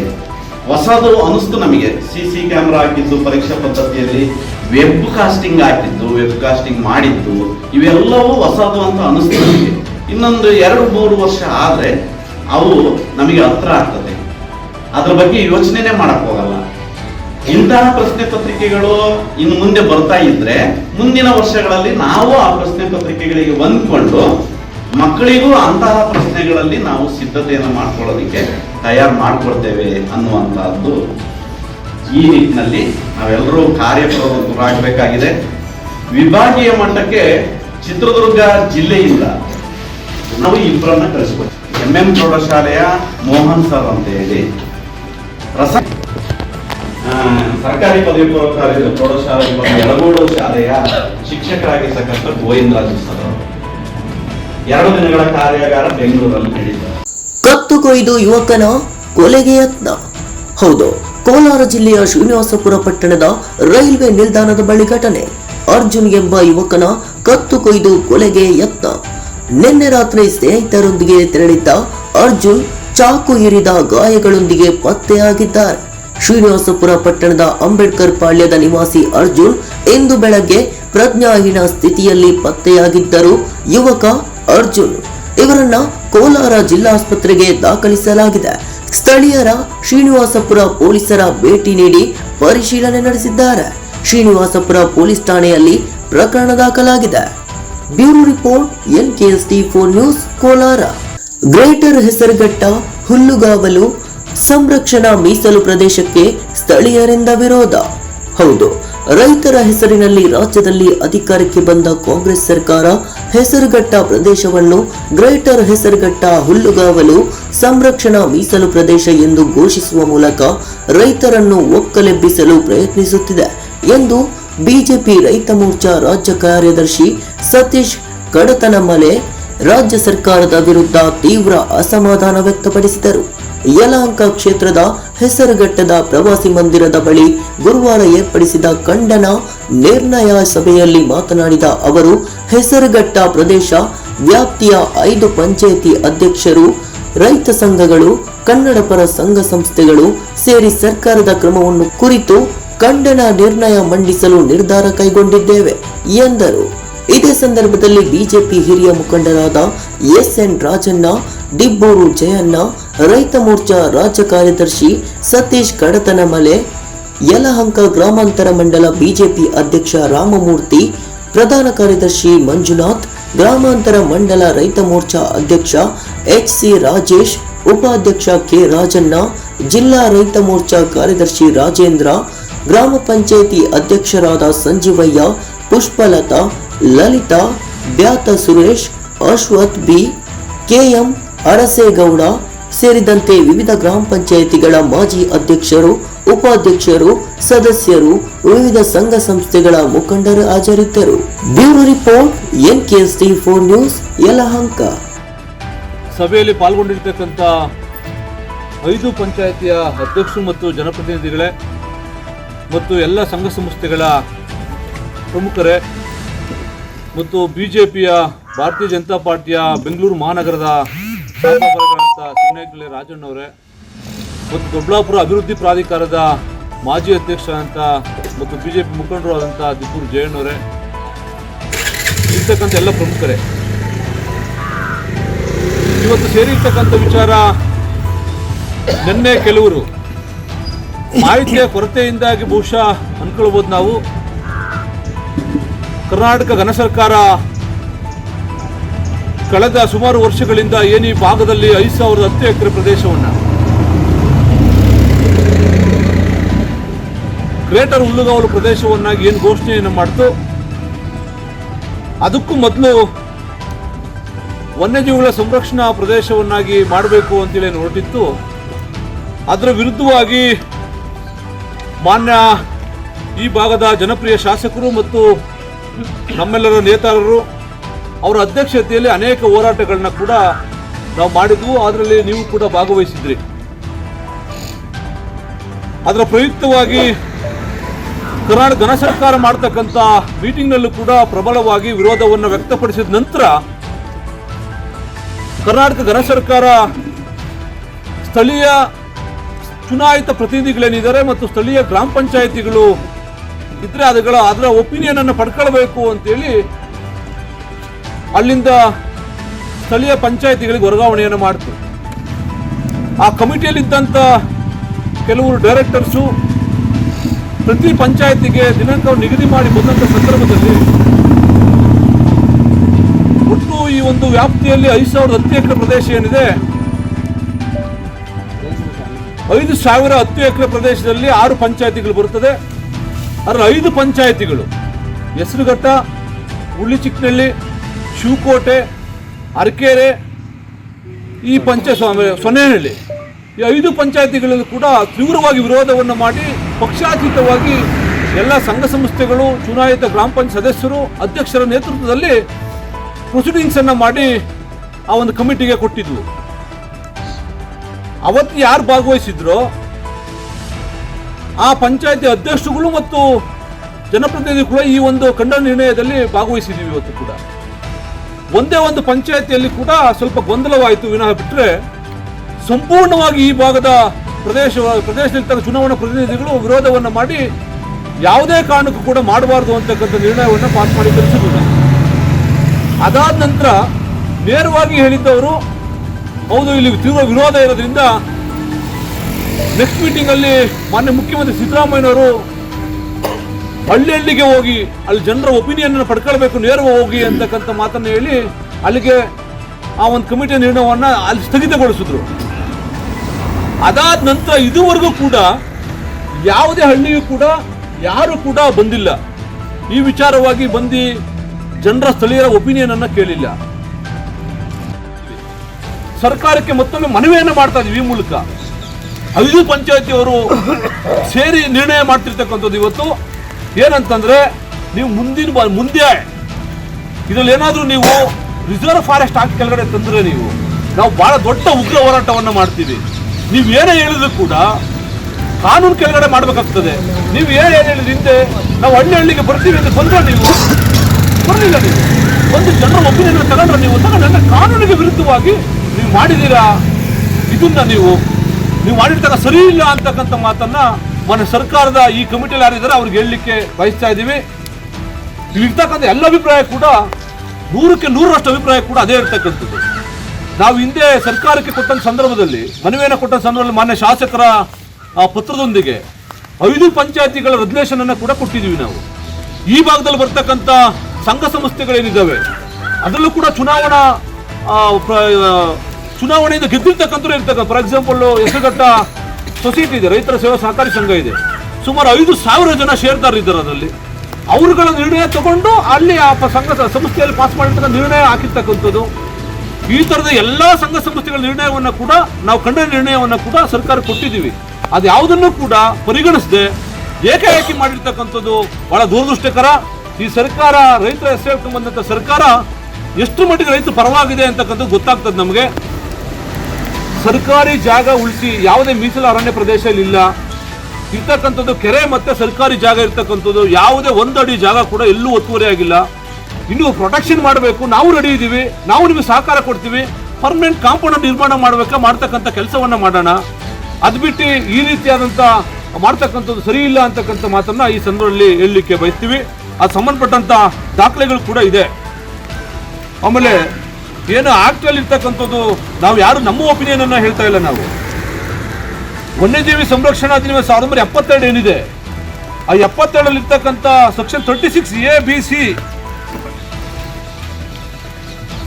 D ಇರ್ತಕ್ಕಂಥದ್ದು ಸಂರಕ್ಷಿತ ಮೀಸಲು ಪ್ರದೇಶ ವ್ಯವಸ್ಥಾಪನಾ ಸಮಿತಿ ಅಂತೇಳಿ ಮಾಡಬೇಕು ಅಂತ ಇದೆ, ಅದರಲ್ಲೇ ಕಾನೂನಲ್ಲಿದೆ. ನಾಳೆ ಬೆಳಿಗ್ಗೆ ಮಾಡ್ತೀರಿ ನೀವು ಅದನ್ನ. ಸಮುದಾಯ ಮೀಸಲು ಪ್ರದೇಶ ಘೋಷಣೆ ಮತ್ತು ವ್ಯವಸ್ಥಾಪನೆ ಹೆಂಗ್ ಮಾಡಬೇಕು ಅಂತ ಇದೆ ಅದರಲ್ಲಿ, ಅದನ್ನ ನೀವು ಫಾಲೋ ಮಾಡಿಲ್ಲ. ಮತ್ತೆ ಸೆಕ್ಷನ್ 36(2) ಕೆಳಗಡೆ 18ನೇ ಪ್ರಕರಣ, 2ನೇ ಉಪಪ್ರಕರಣ, 27ನೇ ಉಪಪ್ರಕರಣ ಮತ್ತು 3 ಮತ್ತು 4ನೇ ಪ್ರಕರಣಗಳಲ್ಲಿ ಸಿ ಖಂಡಗಳ ಒಪ್ಪಂದಗಳು ಅಭಯಾರಣ್ಯಕ್ಕೆ ಸಂಬಂಧಿಸಿದ ಅವು ಅನ್ವಯವಾಗುವಂತೆ ಸಾಧ್ಯವಾದಷ್ಟು ಮಟ್ಟಿಗೆ ಸಮುದಾಯ ಮೀಸಲು ಪ್ರದೇಶಕ್ಕೆ ಸಂಬಂಧಿಸಿದಂತೆ ಅನ್ವಯವಾಗತಕ್ಕದ್ದು ಅಂತೇಳಿ ಬಹಳ ಸ್ಪಷ್ಟವಾಗಿದೆ. ಇಷ್ಟೆಲ್ಲ ಕಾನೂನು ಇದ್ರೂ ಕೂಡ ಇಲ್ಲಿ ಯಾವ ಮೀಸಲು ಅರಣ್ಯ ಪ್ರದೇಶ ಇದೆ ಇಲ್ಲಿ ಮಾಡ್ಬೇಕಾದ್ರೆ? ಇಲ್ಲಿ ಕಾನೂನಲ್ಲಿದೆ, ಮಾಡ್ಲಿಕ್ಕೆ ಅವಕಾಶ ಇದೆ. ಯಾವಾಗಿದೆ ಅಂದ್ರೆ, ಒಂದು ಮೀಸಲು ಅರಣ್ಯ ಪ್ರದೇಶದಿಂದ ಇನ್ನೊಂದು ಮೀಸಲು ಅರಣ್ಯ ಪ್ರದೇಶ ಎರಡು ಮಧ್ಯದಲ್ಲಿ ಗ್ಯಾಪ್ ಇದ್ರೆ, ಫಾರ್ ಎಕ್ಸಾಂಪಲ್ ಅವರು ಹೆಸರು ಮೇಲೆ ಕುತ್ಕೊಂಡು ಹೋರಾಟ ಮಾಡ್ತಕ್ಕಂಥ ಒಂದು ವರ್ಗ ಇದೆ. ಆ ವರ್ಗ ಆನ್ಲೈನ್ ಅಲ್ಲಿ ತಕರಾರನ್ನ ಕೊಡ್ತಕ್ಕಂಥವ್ರು ಕೊಡ್ಬೋದು ಅಂತಕ್ಕಂಥದ್ದು ಯಾವ ಹಳ್ಳಿಗಳಿಗೂ ಕೂಡ ವಿಚಾರವನ್ನು ಗೊತ್ತಿಲ್ಲದೆ ಆನ್ಲೈನ್ ಅಲ್ಲಿ ನೀವು ವಿರೋಧವನ್ನು ವ್ಯಕ್ತಪಡಿಸಬಹುದು ಅಥವಾ ಪರವಾಗಿರ್ತಕ್ಕಂಥವ್ರು ಓಟನ್ನು ಹಾಕ್ಬೋದು ಅಂತ ಹೇಳಿ ಅಭಿಪ್ರಾಯವನ್ನು ವ್ಯಕ್ತಪಡಿಸಬಹುದು ಅಂತ ಹೇಳಿ ಬೆಂಗಳೂರಿನ ಜನ, ಬೇರೆ ಬೇರೆ ಹೊರ ರಾಜ್ಯಗಳ ಜನ ಕೂಡ ಅದರಲ್ಲಿ ಭಾಗವಹಿಸಿ ತಗೊಂಡಿದ್ದೀವಿ ಅಂತಕ್ಕಂಥ ಮಾತನ್ನ ಹೇಳ್ತಾ ಇದ್ದಾರೆ. ಉದಾಹರಣೆಗೆ ಹೇಳ್ತೀವಿ, ನಾವು ನಮ್ಮ ಹಳ್ಳಿಲಿರ್ತಕ್ಕಂಥ ಮುನಿಯಮ್ಮ, ಜಯಮ್ಮ, ಲಕ್ಷ್ಮಮ್ಮ, ತಿಮ್ಮಮ್ಮನಿಗೆ ಮೊಬೈಲಲ್ಲಿ ನೀವು ಅಭಿಪ್ರಾಯವನ್ನು ಕೊಡಿ ಅಂತಂದ್ರೆ ಏನು ಕೊಡ್ತಾರೆ? ಹಳ್ಳಿಯಲ್ಲಿ ಇರ್ತಕ್ಕಂಥ ಮುನಿಯಪ್ಪ, ತಿಮ್ಮಪ್ಪ, ಕೆಂಚಪ್ಪ, ರಾಮಯ್ಯ ಈ ಥರದವ್ರಿಗೆ ಅಭಿಪ್ರಾಯವನ್ನು ಮೊಬೈಲಲ್ಲಿ ಕೊಡಬೇಕು ನೀವು ಅಂತ ಹೇಳಿದಾಗ ಅದನ್ನ ಮೊಬೈಲೇ ಯೂಸ್ ಮಾಡೋಕೆ ಗೊತ್ತಿಲ್ಲ. ಇವತ್ತು ಕೂಡ 90% ಜನ ಹಳ್ಳಿಗಳಲ್ಲಿ ಮೊಬೈಲನ್ನು ಯೂಸ್ ಮಾಡ್ತಾ ಇಲ್ಲ. ಈ ಕಾರಣಕ್ಕಾಗಿ ಕರ್ನಾಟಕ ರಾಜ್ಯದಲ್ಲಿ ನಿಮಗೆಲ್ಲ ಗೊತ್ತಿರಲಿ, ಅಕ್ಟೋಬರ್ 9, 2024 ಒಂದು ಎಕ್ಸ್ಪರ್ಟ್ಸ್ ಕಮಿಟಿ, ಅಂದ್ರೆ ಎಕ್ಸ್ಪೋರ್ಟ್ ಇರ್ತಕ್ಕಂಥವ್ರು ಪರಿಸರದ ಬಗ್ಗೆ ಎಕ್ಸ್ಪರ್ಟ್ ಅವ್ರ ಅಭಿಪ್ರಾಯವನ್ನು ತಗೊಂಡು ಬೆಂಗಳೂರು ಮಿರರ್ ಅಲ್ಲಿ ಮತ್ತೆ ಡೆಕ್ಕನ್ ಹೆರಾಲ್ಡ್ ಪೇಪರ್ ಅಲ್ಲಿ ಒಂದು ಸುದ್ದಿ ಪ್ರಸಾರ ಆಗುತ್ತೆ. ಇದರಲ್ಲಿ ಬಹಳ ಕ್ಲಿಯರ್ ಆಗಿ ಹೇಳ್ತಾರೆ ಅವರು, as per the Karnataka forest department there are the 14 conservation service in Karnataka, different rules on regulations. Experts say that government committee might want to regulate the vehicular traffic. ಇದು ಬಹಳ ಕ್ಲಿಯರ್ ಆಗಿ ಗೊತ್ತಿರಲಿ ವಿಚಾರ. Vehicular traffic, keeping the many blind spaces at the nest on the ground. ಅಂದ್ರೆ ಈ ಏನು ಘೋಷಣೆ ಆದ ನಂತರ ಈ ಪ್ರದೇಶದಲ್ಲಿ ಈ ಕಮಿಟಿ, ಏನು ಎಕ್ಸ್ಪರ್ಟ್ ಕಮಿಟಿ ಅಂತ ಒಂದು ಮಾಡ್ತಾರಲ್ಲ ಸರ್ಕಾರ, ಅದು ಯಾರಿರ್ತಾರೆ ಅಂತಂದ್ರೆ ಅದರಲ್ಲಿ NGOನವರು, ಹೊರಗಡೆಯವರು ಎಕ್ಸ್ಪರ್ಟ್ ಕಮಿಟಿಯಲ್ಲಿ ಬರ್ತಾರೆ. ಸ್ಥಳೀಯರು ಕೂಡ 1-2 ಬರೋ ವಿಷಯ ಇರ್ಬೋದು ಆ ಕಮಿಟಿ. ಆದರೆ ಮೆಜಾರಿಟಿ ಆಫ್ ಎಕ್ಸ್ಪರ್ಟ್ ಯಾರಿರ್ತಾರೆ ಅಂತಂದ್ರೆ NGOನವರು, ಹೊರಗಡೆಯವರು ಆ ಕಮಿಟಿಯಲ್ಲಿ ಇರ್ತಾರೆ. ಅವ್ರು ನಾಳೆ ಬೆಳಿಗ್ಗೆ ಹೆಂಗಿದೆ ಅಂತಂದ್ರೆ ಅದಕ್ಕೆ ಆ ಕಮಿಟಿ ಇದು ಈ ಒಂದು 1972 ಆಕ್ಟಲ್ಲಿ ಇರ್ತಕ್ಕಂಥದ್ದು ಏನಿದೆ ಅಂದ್ರೆ ಅವ್ರ ಅಧಿಕಾರ ಮಿತಿನೇ ಇಲ್ಲ. ಅವ್ರು ಬೇಕಾದ್ರೆ ಬಂದ್ಬಿಟ್ಟು ನಾಳೆ ಬೆಳಿಗ್ಗೆ ಈ ಭಾಗದಲ್ಲಿ ಇರ್ತಕ್ಕಂಥ ಪ್ರಾಣಿ ಪಕ್ಷಿಗಳು ಮೊಟ್ಟೆ ಇಡ್ತಾ ಇದಾವೆ, ಅದಕ್ಕೆ ಮರಿಯಾಗಕ್ಕೆ ಬಹಳ ಇದು ಸರಿಯಾದಂಥ ಸೂಕ್ತ ವಾತಾವರಣ ಇಲ್ಲ, ಇಲ್ಲಿ ಸೌಂಡ್ ಪೊಲ್ಯೂಷನ್ ಜಾಸ್ತಿ ಆಗಿದೆ ಅಂದ್ರೆ ರಾತ್ರಿ ಆ ರಸ್ತೆಗಳನ್ನ ಓಡಾಡಬಾರ್ದು ಅಂತೇಳಿ ಕಾನೂನನ್ನು ಮಾಡಬಹುದು, ಸ್ಟಾಪ್ ಮಾಡಬಹುದು. ಆಕ್ಟಲ್ಲಿದೆ ಅದು. ಸೆಕ್ಷನ್ 36 ಹೇಳ್ತಾರೆ ಭಾಳ 36 A B C D ಅದು ಭಾಳ ಕ್ಲಿಯರ್ ಆಗಿ ಹೇಳ್ತಾರೆ ಹೆಂಗಿರ್ಬೇಕು ಏನಿರ್ಬೇಕು ಅಂತಕ್ಕಂಥದ್ದು. ಅಂತ ಸಂದರ್ಭ ಒಂದು. ಆಮೇಲೆ ನೀವು ನಾಳೆ ಬೆಳಿಗ್ಗೆ 14 ಇದಾವಲ್ಲ, 14 ಕರ್ನಾಟಕ ರಾಜ್ಯದಲ್ಲಿ ಏನಿದಾವಲ್ಲ, ಈ ಒಂದು ಮಾಡಿರ್ತಕ್ಕಂಥ ಸಂರಕ್ಷಿತ ಅರಣ್ಯ ವಲಯ ಪ್ರದೇಶ ಅಂತ ಏನು ಮಾಡಿದಾರಲ್ಲ, ಆ ಪ್ರದೇಶದಲ್ಲಿ ಇರ್ತಕ್ಕಂಥವ್ರು ನೀವು ತಿಳ್ಕೊಳ್ಬೇಕಾದ್ರೆ ಆ ಎಕ್ಸ್ಪರ್ಟ್ ಎಲ್ಲಿರ್ತಕ್ಕಂಥದ್ದು, ಆ ಭಾಗದಲ್ಲಿರ್ತಕ್ಕಂಥ ಕೆರೆಗಳಲ್ಲಿ ಮೀನಿನ ಹಿಡಿಲಿಕ್ಕೆ ಅವಕಾಶ ಇಲ್ಲ. ಯಾಕೆಂದ್ರೆ ಪಕ್ಷಿಗಳಿಗೆ ಬೇಕಾಗ್ತದೆ, ಪ್ರಾಣಿಗಳಿಗೆ ಬೇಕಾಗ್ತದೆ. ಅಂದ್ರೆ ಇಲ್ಲಿ ನಮ್ಮಲ್ಲಿ ಈ ಪ್ರದೇಶದಲ್ಲಿ ಸ್ಥಳೀಯವಾಗಿ ಒಂದು ಸಮುದಾಯ ಇದೆ, ಮೀನು ಹಿಡಿತಕ್ಕಂಥ ಒಂದು ಸಮುದಾಯ ಇದೆ. 100 ಕುಟುಂಬಗಳು ಮೀನು ಹಿಡಿತಕ್ಕಂಥ ಇದರಿಂದ ಜೀವನ ಮಾಡ್ತಕ್ಕಂಥವ್ರು ಇದ್ದಾರೆ ಈ ಕಡೆ. ಅವರ ಬದುಕೇನು? ಫಾರೆಸ್ಟ್ ಇಂದ ಇನ್ನೂ ರಿಸರ್ವ್ ಫಾರೆಸ್ಟ್ ಹೋಗ್ಬೇಕಾದ್ರೆ ಮಧ್ಯದಲ್ಲಿ ಬೇರೆ ಹಿಡುವಳಿ ಜಮೀನುಗಳು ಇರ್ತದೆ. ಅಂತ ಪ್ರದೇಶವನ್ನ ಮಾಡ್ಲಿಕ್ಕೆ ಕಾನೂನಲ್ಲಿ ಅವಕಾಶ ಇದೆ, ಇಲ್ಲ ಅಂತ ಹೇಳ್ತಿಲ್ಲ ನಾವು. ಇಲ್ಲಿ ಅವ್ರು ರಿಸರ್ವ್ ಫಾರೆಸ್ಟ್ ಇದೆ ಈ ಸೆಕ್ಷನ್ ಪ್ರಕಾರ, ಯಾವುದೇ ರಿಸರ್ವ್ ಫಾರೆಸ್ಟ್ ಇಲ್ಲ. ಆದ್ರೂ ಯಾಕೆ ನಮ್ಮಲ್ಲಿ ಒತ್ತಾಯಪೂರ್ವಕವಾಗಿ ಮಾಡ್ಲಿಕ್ಕೆ ಪ್ರಯತ್ನ ಮಾಡ್ತಾ ಇದ್ರಿ ಅಂತಕ್ಕಂಥ ಮಾತನ್ನ ನಾವು ಕೇಳಲಿಕ್ಕೆ ಬಯಸ್ತಾ ಇದ್ವಿ ಸರ್ಕಾರವನ್ನ. ಆಮೇಲೆ ನಿನ್ನೆ ಒಬ್ರು ಈ ಭಾಗದಲ್ಲಿ ಒಂದು ಪಾರ್ಟಿ, ನ್ಯಾಷನಲ್ ಪಾರ್ಟಿಯಿಂದ ಸ್ಪರ್ಧೆಯನ್ನು ಮಾಡಿದ್ರು, ಶಾಸಕರ ಚುನಾವಣೆಗೆ ಸ್ಪರ್ಧೆಯನ್ನು ಮಾಡಿದ್ರು. ಅವ್ರು ಹೇಳಿದ್ದಾರೆ ನಾವು ಈ 5,010 ಎಕರೆ ಅಲ್ಲ, ಇದರ ಸುತ್ತು 1 ಕಿಲೋಮೀಟರ್ ಬಫರ್ ಝೋನ್ ಅಂತ ಘೋಷಣೆ ಮಾಡಬೇಕು ಅಂತೇಳಿ ಹೇಳಿದ್ದಾರೆ. ಬಫರ್ ಝೋನ್ ಅಂತ ಘೋಷಣೆ ಮಾಡಿದ್ರೆ ಆತನಿಗೆ ತಿಳುವಳಿಕೆನೇ ಇಲ್ಲ ಅನ್ಸುತ್ತೆ ಬಹುಶಃ. ಆ ಬಫರ್ ಝೋನ್ ಅಲ್ಲಿ ನೀವು ಯಾವುದೇ ಆಕ್ಟಿವಿಟೀಸ್ ಮಾಡ್ಲಿಕ್ಕೆ ಅವಕಾಶ ಇಲ್ಲ. ನಾಳೆ ಕಮಿಟಿ ಮುಂದೆ ಹೋಗ್ಬೇಕಾಗ್ತದೆ. ನಾಳೆ ನಾವು ಒಬ್ಬರಿದ್ದೀವಿ, ಅಣ್ಣ ತಮ್ಮಂದಿರ ಒಂದು ಜಾಯಿಂಟ್ ಕುಟುಂಬ ನಮ್ದೆಲ್ಲ, ನಾವು 3 ಜನ ಅಣ್ಣ ತಮ್ಮಂದಿರು ಇರ್ತೀವಿ, ಡಿವೈಡ್ ಆಗ್ತೀವಿ. ನಾಳೆ ಬೆಳಿಗ್ಗೆ ಮನೆಯನ್ನು ಕಟ್ಟಬೇಕಾಗ್ತದೆ, ಸಣ್ಣ ಪುಟ್ಟ ಕಮರ್ಷಿಯಲ್ ಆಕ್ಟಿವಿಟೀಸ್ ಮಾಡಬೇಕಾಗ್ತದೆ. ಅದಕ್ಕೆ ಅವಕಾಶನೇ ಕೊಡಲ್ಲ ಅವರು. ARS 1 ಕಿಲೋಮೀಟರ್ ಅಂತಾರೆ. ಬಹುಶಃ ಅವ್ರು ಅವ್ರಿಗೆ ಇದ್ರ ಬಗ್ಗೆ ತಿಳುವಳಿಕೆನೇ ಇಲ್ಲ. ನಿನ್ನೆ ಮಾತಾಡಿರ್ತಕ್ಕಂಥವ್ರಿಗೆ ಆ ಕಾರಣಕ್ಕೆ ಬಹುಶಃ ಮಾತಾಡಿರೋದೆ ಅಂತ ಅನ್ಕೊಂಡಿದ್ದೀವಿ ನಾವು. ಅವರ ಹೇಳಿಕೆಯನ್ನ ತೀವ್ರವಾಗಿ ಖಂಡಿಸ್ತಿದ್ದೀವಿ ನಾವು. ಖಂಡಿಸಿ ಸರ್ಕಾರಕ್ಕೆ ಮನವಿ ಮಾಡ್ಕೊಳ್ತಕ್ಕಂಥದ್ದು, ಯಾವುದೇ ಕಾನೂನು ಪ್ರಕಾರ ಏನಿದೆ ಅದನ್ನ ನೀವು ಫಾಲೋ ಮಾಡಬೇಕು, ನಮ್ಮ ಪರವಾಗಿ ಸರ್ಕಾರ ಇರಬೇಕು ಅಂತಕ್ಕಂಥ ಮನವಿಯನ್ನ ಈ ಸಂದರ್ಭದಲ್ಲಿ ಮಾಡ್ಕೊಳ್ತಾ ಇದ್ದೀವಿ. ಇಲ್ಲಿ ಭಾಗವಹಿಸಿರ್ತಕ್ಕಂಥ 5 ಪಂಚಾಯತಿಗಳ ಅಧ್ಯಕ್ಷರು, ಉಪಾಧ್ಯಕ್ಷರು ಮತ್ತು ಚುನಾವಣಾ ಪ್ರತಿನಿಧಿಗಳು ಕೂಡ ಸಂಪೂರ್ಣ ಒಪ್ಪಿಗೆ ಇದೆ ಅಂತ ಹೇಳಿ ಇವತ್ತಿನ ಖಂಡನಾ ನಿರ್ಣಯವನ್ನ ಪಾಸ್ ಮಾಡಿದ್ದೀವಿ. ಇದನ್ನ ಸರ್ಕಾರ ಕೂಡ ಕಳಿಸ್ಕೊಡ್ತಕ್ಕಂಥ ವ್ಯವಸ್ಥೆಯನ್ನು ಕೂಡ ಮಾಡ್ತೀವಿ. ಗಜೇಂದ್ರಗಡ ಶ್ರೀ ಗುರು ರಾಘವೇಂದ್ರ ಪುಲಿಮಾರು ಶಾಖಾ ಮಠದಲ್ಲಿ ಕಾರ್ತಿಕೋತ್ಸವ ನಡೆಯಿತು. ಈ ಸಂದರ್ಭದಲ್ಲಿ ಗಜೇಂದ್ರಗಡ ನಗರದ ಎಲ್ಲ ಭಕ್ತಾದಿಗಳು ರಾಯರ ಮಠಕ್ಕೆ ಭೇಟಿ ನೀಡಿ ರಥೋತ್ಸವ ಕಾರ್ಯಕ್ರಮದಲ್ಲಿ ಪಾಲ್ಗೊಂಡರು.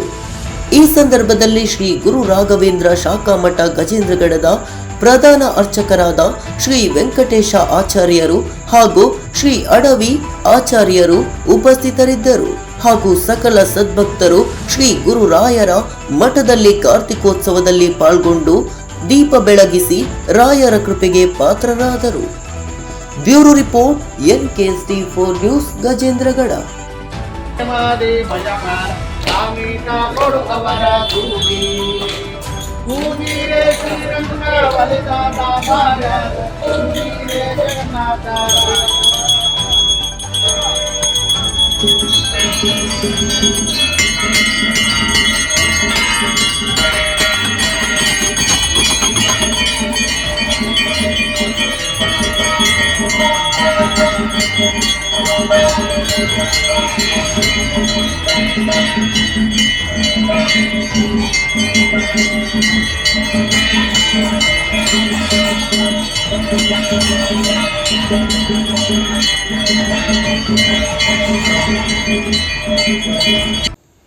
ಯಳವತಿ ಗ್ರಾಮ ಪಂಚಾಯಿತಿ ಆವರಣದಲ್ಲಿ ಸ್ವಚ್ಛತೆ ಮರೀಚಿಕೆ, ಕಣ್ಮುಚ್ಚಿ ಕುಳಿತ ಅಭಿವೃದ್ಧಿ ಅಧಿಕಾರಿ.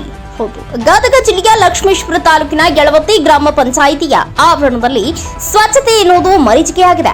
ಎಲ್ಲೆಂದರಲ್ಲಿ ಕಸ ಕಡ್ಡಿಗಳು ಬೆಳೆದು ಹುಳ ಜಂತುಗಳು ತಾಣವಾಗಿದೆ. ಒಂದು ಗ್ರಾಮವನ್ನ ಸ್ವಚ್ಛವಾಗಿ ಇಡಬೇಕಾದ ಗ್ರಾಮ ಪಂಚಾಯಿತಿ ಅಭಿವೃದ್ಧಿ ಅಧಿಕಾರಿಗಳೇ ತಾವು ಇರುವ ಗ್ರಾಮ ಪಂಚಾಯಿತಿ ಆವರಣವನ್ನೇ ಸ್ವಚ್ಛವಾಗಿ ಇಟ್ಟುಕೊಳ್ಳಲು ಸಾಧ್ಯವಿಲ್ಲ ಅಂದ ಮೇಲೆ ಇನ್ನು ಗ್ರಾಮಗಳು ಹೇಗೆ ಸ್ವಚ್ಛತೆಯಿಂದ ಇರಲು ಸಾಧ್ಯ? ಹೆಸರಿಗೆ ಮಾತ್ರ ನಮ್ಮ ಊರಲ್ಲಿ ಗ್ರಾಮ ಪಂಚಾಯಿತಿ ಇದೆ, ಇದ್ರೂ ಇಲ್ಲದಂತಾಗಿದೆ. ಗ್ರಾಮದಲ್ಲಿ ಯಾವುದೇ ಸ್ವಚ್ಛತೆ ಇಲ್ಲ. ಪಂಚಾಯಿತಿ ಅಭಿವೃದ್ಧಿ ಅಧಿಕಾರಿ ಪಂಚಾಯಿತಿಯಲ್ಲಿ ಕರ ವಸೂಲಿ ಆದಾಗ ಮಾತ್ರ ಪಂಚಾಯಿತಿಗೆ ಬರುತ್ತಾರೆ. ಪ್ರತಿದಿನ ಪಂಚಾಯಿತಿಯಲ್ಲಿದ್ದು ಪಂಚಾಯಿತಿ ವ್ಯಾಪ್ತಿಗೆ ಬರುವ ಗ್ರಾಮಗಳ ಅಭಿವೃದ್ಧಿಗೆ ಆದ್ಯತೆ ನೀಡುತ್ತಿಲ್ಲ ಎಂದು ಗ್ರಾಮಸ್ಥರು ಪಂಚಾಯಿತಿ ಅಭಿವೃದ್ಧಿ ಅಧಿಕಾರಿಗಳ ವಿರುದ್ಧ ತಮ್ಮ ಆಕ್ರೋಶವನ್ನು ವ್ಯಕ್ತಪಡಿಸಿದ್ದಾರೆ. ಇನ್ನಾದರೂ ಪಂಚಾಯಿತಿ ಅಭಿವೃದ್ಧಿ ಅಧಿಕಾರಿ ಸವಿತಾ ಎಸ್ ಹುನಗುಂದ್ ಅವರು ಸ್ವಚ್ಛತೆಗೆ ಆದ್ಯತೆ ನೀಡಬೇಕು ಎಂಬುದು ನಮ್ಮ ವಾಹಿನಿಯ ಆಶಯವಾಗಿದೆ. Veeranna Hadpad, NKS TV4 news, Lakshmeshwar.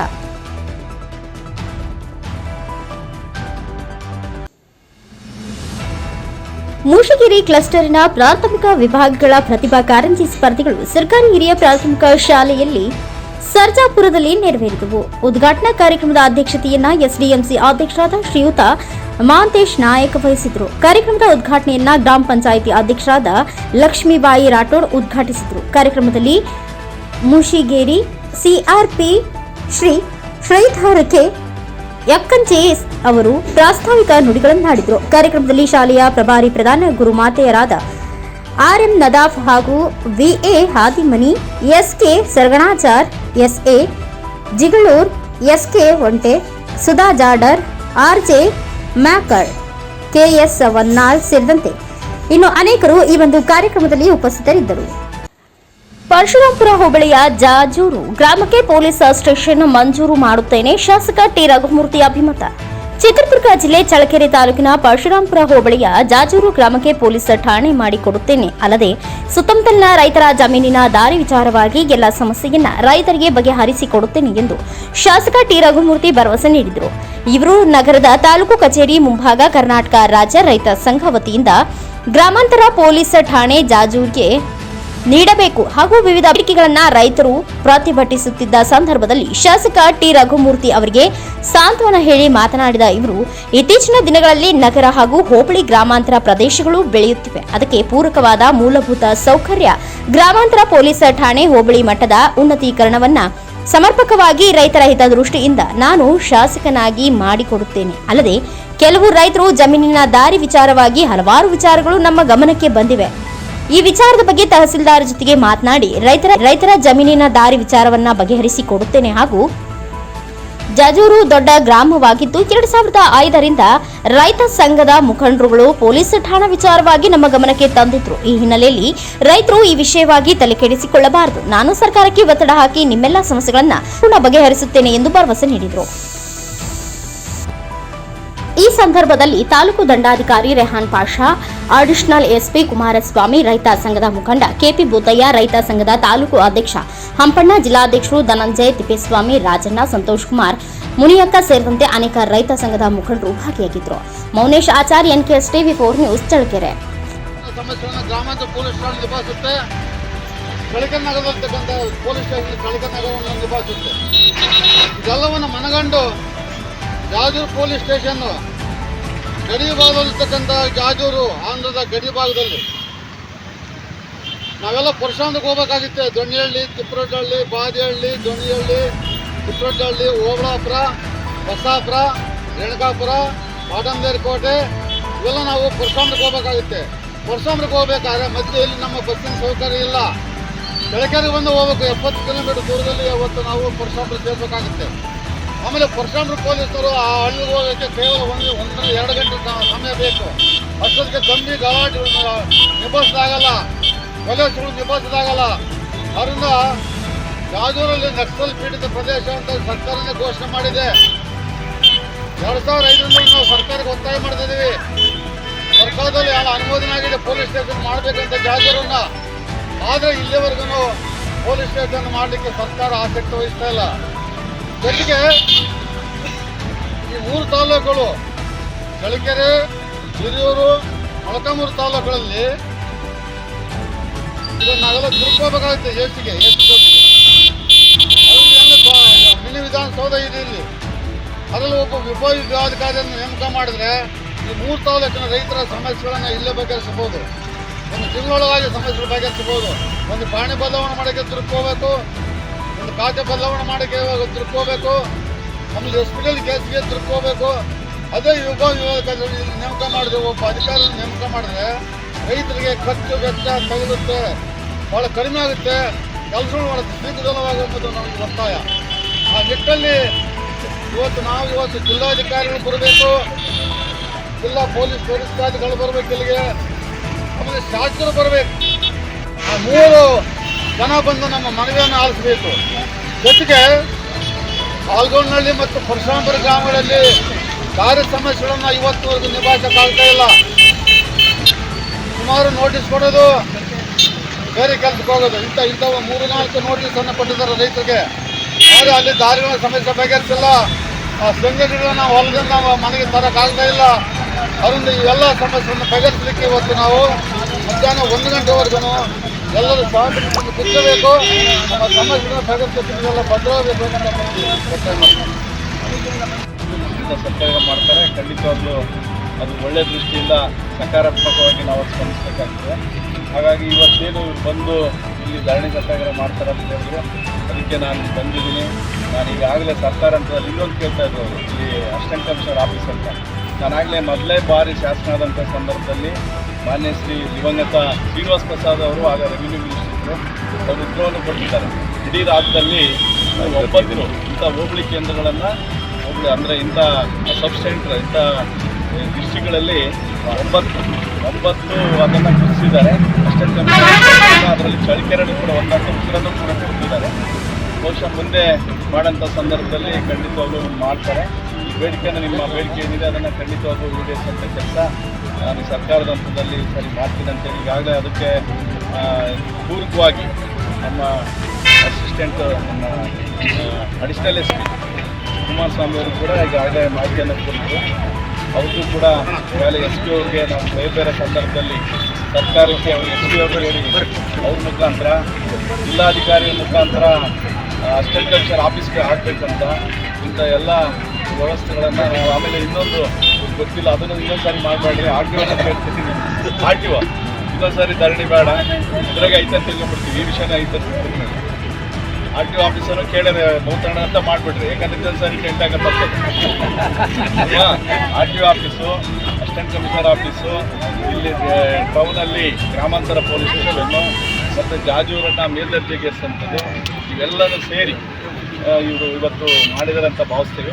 ಖಂಡಿತವಾಗ್ಲೂ ಸರ್ಕಾರಕ್ಕೆ ಇದನ್ನು ಕಲಿಸೋಂಥ ಕೆಲಸ ಮಾಡಿದರೆ ಅದನ್ನು ಮುಂದುವರಿಸಿ ಇದನ್ನು ತೋರಿಸ್ಕೊಡೋದಕ್ಕೆ ಏನು ಬೇಕು ಅದು ಶಾಸಕನಾಗಿ ನಾನು ಮಾಡ್ತೀನಿ ಅಂತ ಇನ್ನೊಂದು ವಿಷಯ ಪ್ರಸ್ತಾಪ ಮಾಡಿದ್ದಾರೆ.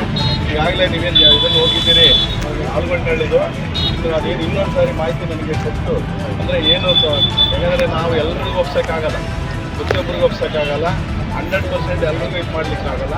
ಕಾರಣ ಏನಿದೆ, ಎಷ್ಟು ಜನಕ್ಕೆ ತೊಂದರೆ ಆಗುತ್ತೆ, ಯಾತಕ್ಕೋಸ್ಕರ ಮಾಡಿದ್ದಾರೆ, ಅಡ್ಡ ಹಾಕಿರೋರ ಹಿತಾಸಕ್ತಿ ಏನಿದೆ ಅದನ್ನು ನೀವು ಮುಖಂಡರ ನೇತೃತ್ವದಲ್ಲಿ ರೈತ ಸಂಘದ ಮುಖಂಡರು, ರೈತರು ಎಲ್ಲ ಇಲ್ಲಿ ಸೇರಿ ಧರಣಿ ಸತ್ಯಾಗ್ರಹವನ್ನು ಹಮ್ಮಿಕೊಂಡಿದ್ದಾರೆ. ಈಗಾಗಲೇ ಇದನ್ನು ತಿಳಿಸಿ ನಮ್ಮ ಭೂತಣ್ಣವರು ಎಲ್ಲ ಹೇಳಿದ್ರು, ಏನು ನಮ್ಮ ಚಳ್ಳಕೆರೆ ನಗರ ಬೆಳೀತಾ ಇದೆ, ನಾವು ಶಾಸಕರಾದಮೇಲೆ ಭಾಳಷ್ಟು ನಗರ ಪ್ರದೇಶ ವಿಸ್ತಾರಾಗಿದೆ, ಜೊತೆಗೆ ಹಾಗಾಗಿ ಇಲ್ಲಿ ಕೆಲಸ ನಿರ್ವಹಿಸೋದಕ್ಕೂ ಕೂಡ PSIಗೆ ಆಗೋದಿಲ್ಲ ಅನ್ನಿಸೋದು. ಇದನ್ನು ನಾನು ಮೊದಲೇ ಬಾರಿ ಶಾಸನ ಆದಾಗಿಂದಲೂ ಕೂಡ ಇದನ್ನು ಬೇಡಿಕೆ ಇದೆ. ಅಲ್ಲಿ ಸದನದಲ್ಲಿ ಮಾತನಾಡಿದ್ದೀವಿ, ಕೆಲವು ಸಂದರ್ಭದಲ್ಲಿ ಕ್ವಶನ್ಗಳು ಹಾಕಿದ್ದೀವಿ, ಗಮನಕ್ಕೆ ಕೆಲವು ಸೂಚನೆ ಹಾಕಿದ್ದೀವಿ. ಆದರೆ ಕಾರಣಾಂತರದಿಂದ ಆ ಪೊಲೀಸ್ ಸ್ಟೇಷನ್ ಯಾವುದಾದ್ರೂ ಆಗಬೇಕಾದ್ರೆ ಇಂತಿಷ್ಟು ಮಾನದಂಡಗಳಿದೆ. ಯಾವುದಾದ್ರೂ ಹೊಸದಾಗಿ ಪೊಲೀಸ್ ಸ್ಟೇಷನ್ ಮಾಡಬೇಕು, ಹೊಸದಾಗಿ ಆಫೀಸ್ ಮಾಡಬೇಕಂದ್ರೆ ಮಾನದಂಡಗಳಿದ್ದಾವೆ. ಇಂತಿಷ್ಟು ಕೇಸ್ ಆಗಬೇಕು, ಇಂತಿಷ್ಟು ಕ್ರೈಮ್ ಆಗಬೇಕು ಅಂತೇಳಿ ಆ ಮಾನದಂಡಗಳ ಅಡಿನಲ್ಲಿ ಅದು ಬಂದಿಲ್ಲ. ಬಹುಶಃ ಈಗ ಅದಕ್ಕೆ 4 ಬಂದಿದೆ ಅನಿಸುತ್ತೆ. ಈಗಾಗಲೇ ಪಾಪ್ಯುಲೇಷನ್ ಜಾಸ್ತಿ ಆಗಿದೆ, ವೋಟರ್ಸು ಜಾಸ್ತಿ ಆಗಿದ್ದಾರೆ. ಜೊತೆಗೆ ಕ್ರೈಮ್ಸ್ ನನಗೆ ಗೊತ್ತಿಲ್ಲ, ಯಾಕಂದರೆ ಯಾವತ್ತು ಕ್ರೈಮ್ಸ್ ಜಾಸ್ತಿ ಆದರೆ ಮಾತ್ರ ಪೊಲೀಸ್ ಸ್ಟೇಷನ್ ಮಾಡ್ತಾರೆ. ಎಲ್ಲಿ ಶಾಂತಿ ಸುವ್ಯವಸ್ಥೆ ಇರ್ತದೆ ಅಲ್ಲಿ ಪೊಲೀಸರು ಹೋಗಲ್ಲ, ನಿಮಗೆ ಗೊತ್ತಿದೆ. ಎಲ್ಲಿ ಗಲಾಟೆ ಆಗುತ್ತೆ ಅಲ್ಲಿ ಹೋಗ್ಬಿಡ್ತಾರೆ. ಹಾಗಾಗಿ ಇಲ್ಲಿ ಭಾಳಷ್ಟು ಗಲಾಟೆಗಳಾಗ್ತದೆ ಅಂತ ಹೇಳ್ಬಿಟ್ಟು ಅದನ್ನು ಮಾಡ್ತಾರೆ. ಕಾರಣ ಏನೇ ಇರಲಿ, ನಮಗೆ ಗಲಾಟೆಗಳಾಗಬೇಕನ್ನೋ ಉದ್ದೇಶ ಅಲ್ಲ. ಇದ್ದಿದ್ದಂಥ ಜನಸಂಖ್ಯೆಗೆ ಇದ್ದಿದ್ದ ವ್ಯವಸ್ಥೆನಲ್ಲಿ ಇನ್ನೂ ಸುವ್ಯವಸ್ಥಿತವಾಗಿ ಕಾನೂನು ಪರಿಪಾಲನೆ ಆಗಬೇಕನ್ನೋ ದೃಷ್ಟಿಯಿಂದ ಪೊಲೀಸ್ ಸ್ಟೇಷನ್ನ ನಾವೇನು ಕೇಳಿದ್ದೀವಿ ಅದಕ್ಕೆ ಪೂರಕವಾಗಿ ರೈತ ಸಂಘದ ಮುಖಂಡರು ರೈತರ ಸಮಸ್ಯೆಗಳ ಜೊತೆಗೆ ಬೇರೆ ಬೇರೆ ವಿಷಯಗಳಲ್ಲೂ ಕೂಡ ಅವರು ಇಂಥ ಒಂದು ಸತ್ಯಾಗ್ರಹಗಳಲ್ಲಿ ಭಾಗವಹಿಸ್ತಾರೆ, ಸರ್ಕಾರನ ಎದುರಿಸುವಂಥ ಕೆಲಸ ಮಾಡ್ತಾರೆ. ಇನ್ನು ನಮ್ಮ ಜನಪ್ರತಿನಿಧಿಗಳ ಜೊತೆಗೆ ರೈತ ಸಂಘದ ಮುಖಂಡರು, ಸಾರ್ವಜನಿಕರು, ಸಂಘ ಸಂಸ್ಥೆಯವರು ಅದನ್ನು ಎಲ್ಲ 80 ಕುಟುಂಬಗಳಿಗೆ ಅನುಕೂಲ ಆಗೋ ರೀತಿಯಲ್ಲಿ ನೀವು ಶ್ರಮ ವಹಿಸ್ರಿ ಅಂತ ಹೇಳ್ಬಿಟ್ಟು ಇನ್ನೊಮ್ಮೆ ನಾನು ಹೇಳ್ತೀನಿ. ನನಗೆ ಚುನಾವಣೆ ಸಂದರ್ಭದಲ್ಲಿ ಎಲ್ಲ ಬಂತು, ಯಾಕಂದರೆ ಅವರು ಮಾಹಿತಿ ನನ್ನ ಹತ್ರ ಚರ್ಚೆ ಮಾಡಿ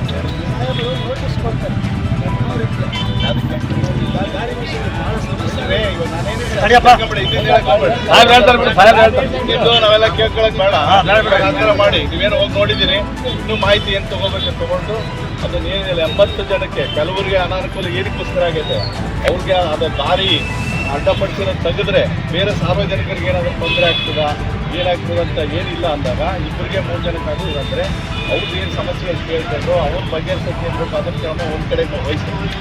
ನನಗೆ ಮಾಹಿತಿ ಪ್ರಕಾರ ಅವ್ರದ್ದೇನೋ ಹೊಲ ಇತ್ತು ಅಲ್ಲಿ ಅಲ್ವಾ, ಹೊಲ ಇತ್ತು, ಹೊಲ ಮಾಡ್ಕೊಂಡಿದ್ರು. ಹಾಂ ಆಯಿತು, ಅವರಿಗೆ ನೀವು ಕಾನೂನು ಪ್ರಕಾರ ಹೇಳ್ತಿರೋ ಇದರಲ್ಲಿ ಹೇಳ್ತಿರೋ ಬೇರೆ ಏನಾದರೂ ಅವರಿಗೆ ಏನಾದರೂ ಅಂದರೆ ಆಲ್ಟರ್ನೇಟಿವ್ ಆಗಿ ಅಲ್ವಾ ಅದನ್ನ ಏನಾದರೂ ಮಾಡಿ ಅವರಿಗೆ ಆ ಸಮಸ್ಯೆ ಬಗೆಹರಿಸಿ.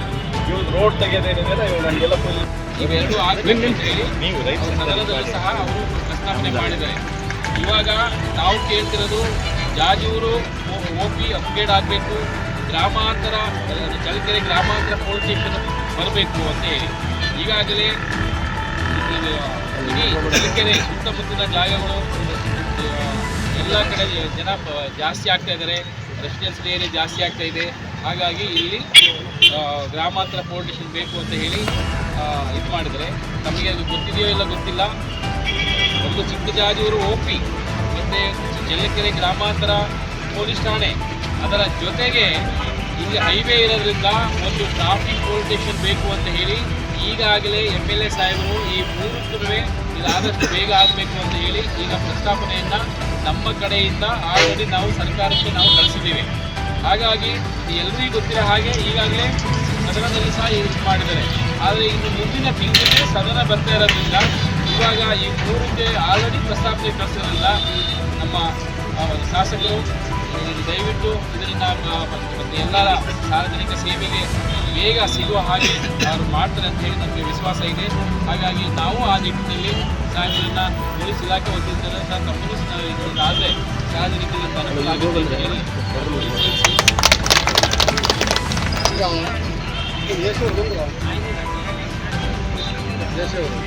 ಸರ್ಕಾರ ರೈತರ ಜಮೀನನ್ನ ರೈತರಿಗೆ ಹಿಂದಿರುಗಿಸಬೇಕು. ABRP ಒತ್ತಾಯ. ಸರ್ಕಾರ ವಫ್ ಮಂಡಳಿ ಹೆಸರಲ್ಲಿ ಸರ್ಕಾರ ರೈತರ ಜಮೀನನ್ನು ವಶಕ್ಕೆ ಪಡೆದಿರುವುದನ್ನು ಅಖಿಲ ಭಾರತೀಯ ರೈತ ಪಾರ್ಟಿ ಖಂಡಿಸಿದೆ. ಸಂಬಂಧಿಸಿದಂತೆ ನವೆಂಬರ್ 12ರಂದು ABRP ರಾಜ್ಯ ಮಹಿಳಾಧ್ಯಕ್ಷೆ S. ಯಶೋಧರರವರು ನವೆಂಬರ್ 12ರಂದು ತಾಲೂಕು ಆಡಳಿತ ಸೌಧದಲ್ಲಿ ಈ ಕುರಿತು ಮಾತನಾಡಿ ಹೇಳಿಕೆ ನೀಡಿದ್ದಾರೆ ಮತ್ತು ಮುಖ್ಯಮಂತ್ರಿಗಳಿಗೆ ಹಕ್ಕೊತ್ತಾಯ ಪತ್ರ ನೀಡುವ ಮೂಲಕ ಸರ್ಕಾರಕ್ಕೆ ಒತ್ತಾಯಿಸಿದ್ದಾರೆ. ಈ ಸಂದರ್ಭದಲ್ಲಿ ಅವರು ಮಾತನಾಡಿ, ಶೀಘ್ರವೇ ರೈತರ ಜಮೀನನ್ನ ರೈತರಿಗೆ ಹಿಂದಿರುಗಿಸಬೇಕಿದೆ. ಕೆಲವೆಡೆಗಳಲ್ಲಿ ಅತಿವೃಷ್ಟಿ ಸಂಭವಿಸಿದ್ದು ಹಿನ್ನೆಲೆಯಲ್ಲಿ ರೈತರು ಬೆಳೆದ ಬೆಳೆ ನಾಶವಾಗಿದೆ. ರೈತರ ಬೆಳೆ ನಷ್ಟ ಎಕರೆಗೆ 25,000 ನಿಗದಿಗೊಳಿಸಿ ಶೀಘ್ರವೇ ಪರಿಹಾರ ಹಣ ನೀಡಬೇಕು. ರೈತರು ಬೆಳೆದ ಬೆಳೆಗಳಿಗೆ ಸರ್ಕಾರ ಸೂಕ್ತ ಬೆಂಬಲ ಬೆಲೆ ನಿಗದಿಗೊಳಿಸಿ ಮಾರುಕಟ್ಟೆಯಲ್ಲಿ ಪಾಲಿಸುವಂತೆ ಸೂಚಿಸಬೇಕು. ಸೇರಿದಂತೆ ರೈತರ ಹಿತಕ್ಕಾಗಿ ವಿವಿಧ ಹಕ್ಕೊತ್ತಾಯಗಳನ್ನು ಸರ್ಕಾರಕ್ಕೆ ಮಾಡುತ್ತಿರುವುದಾಗಿ ಅವರು ತಿಳಿಸಿದರು. ABRP ರಾಜ್ಯ ಜಿಲ್ಲಾ ಹಾಗೂ ನೂತನ ಕೂಡ್ಲಿಗಿ ABRP ಘಟಕದ ಪದಾಧಿಕಾರಿಗಳೊಂದಿಗೆ ಕೂಡ್ಲಿಗಿ ತಹಸೀಲ್ದಾರರನ್ನ ಭೇಟಿಯಾಗಿ ತಹಸೀಲ್ದಾರರಾದ ಎಂ ರೇಣುಕಮ್ಮನವರಿಗೆ ತಮ್ಮ ಹಕ್ಕೊತ್ತಾಯ ಪತ್ರ ನೀಡಿದರು. ಈ ಮೂಲಕ ಅವರು ABRPಯ ರೈತರ ಪರ ಪತ್ರವನ್ನ ತಹಸೀಲ್ದಾರರ ಮೂಲಕ ಮುಖ್ಯಮಂತ್ರಿಗಳಿಗೆ ನೀಡಿದರು.